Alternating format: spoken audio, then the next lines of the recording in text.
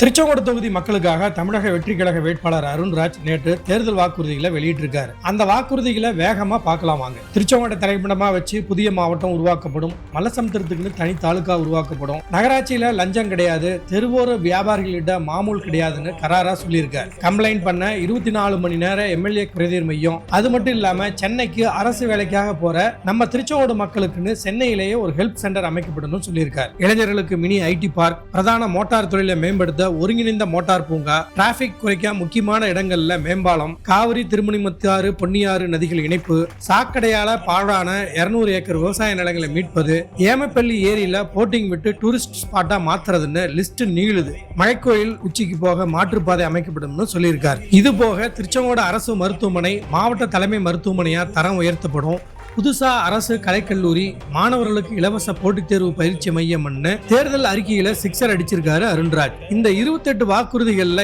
எந்த திட்டம் திருச்செங்கோடுக்கு ரொம்ப அவசியம்னு நினைக்கிறீங்க? கமெண்ட்ல சொல்லுங்க நண்பர்களே. சுட சுட அரசியல் அப்டேட்ஸுக்கு நம்ம விஎம் டாக்ஸ் பேஜை ஃபாலோ பண்ணுங்க, லைக் பண்ணுங்க, உங்க நண்பர்களுக்கு நிச்சயமா எதை செய்ய முடியுமோ அதை தான் எல்லாத்தோடு கலந்து பேசி ஒரு சிறந்த ஒரு வாக்குறுதிகளை நம்ம கொடுத்துருக்குறோம். நிச்சயம் இதை நம்ம செய்வோம்.